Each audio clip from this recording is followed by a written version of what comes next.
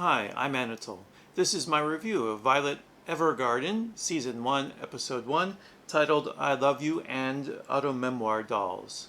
And let me talk about the score. It got 8.1 on IMDb and it was produced by Studio Kyoto.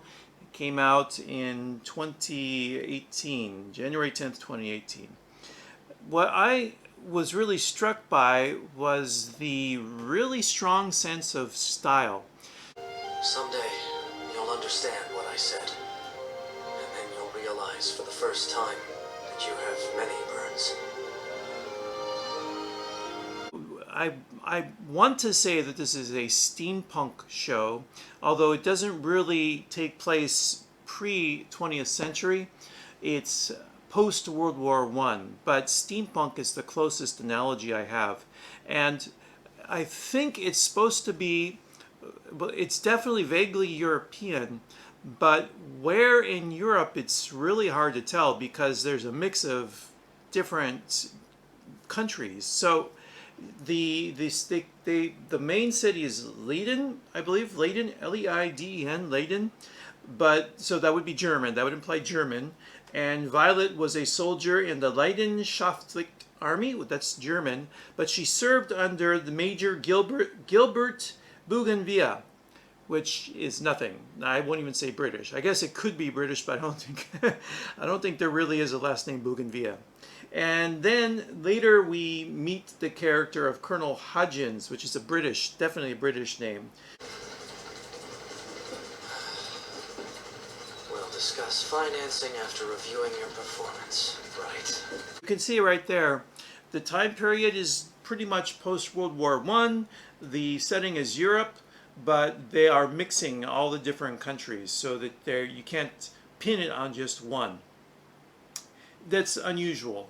Just the setting is really unusual.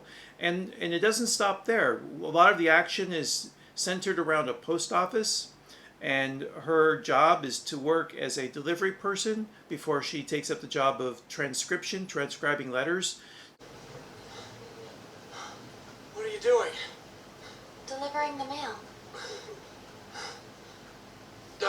I meant you can deliver the mail tomorrow. So setting a lot of the series within a post office is also unique, and I like the idea of letters being, because they're a form of communication.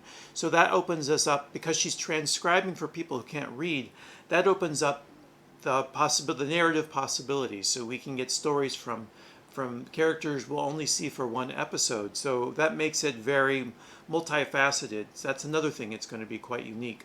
And the episode count is pretty large too for one season. It's 14 episodes or 17. So I think the fact that they are going to spend time on stories of characters that maybe we won't meet again, like for just one episode, that would kind of expand the narrative. And so another thing that I thought was really interesting was the mystery that they create behind what happened to the first Major Gilbert, because we see him in flashback, but we don't see him in the present. And one of the most important scenes is when Violet is beginning her job as auto memoir doll. I don't know why they're called dolls. Auto memoir doll. And because she doesn't understand why Gilbert told her I love you, we see that when she is transcribing the story of someone that's about love, she begins to transpose their words onto her history. You were the first person who was kind to me. I appreciated it. You were everything to me. So we see how the blending of narrative and the creation of self are going to be, I'm assuming they're going to be intertwined, that that's what the theme of this show is going to be. And so another thing that really struck me was, that I meant to mention but forgot, was the sense of place. Again, because it's all about Europe and it's post-World War I, the way that they begin to world build, it just subtly, just by giving us visuals or a character make reference to something that's happened. So at the beginning, when Violet is in the train with Colonel Hodgins, and he talks about what happened to that bridge over there. Looks like it's going to be a long journey. The train tracks around here were damaged during the bombing and aren't usable anymore. That gives us a chance to see the countryside, to learn more of the past, but then to also to build some mystery, because for every story that we are told, there's 1,000 that we aren't told. But the visuals imply that there is a history going on that we aren't aware of.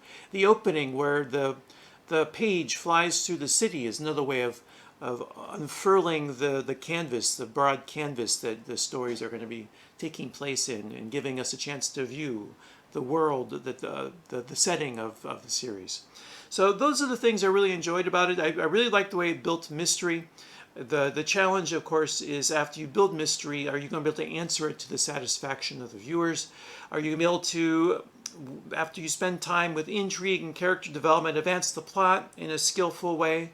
Or will you fall and not stick the landing when it comes to solving the mystery, doing it in a satisfying way? So those are my brief introductory thoughts to the first episode and the series in general, and I'm quite excited to see where it goes from here.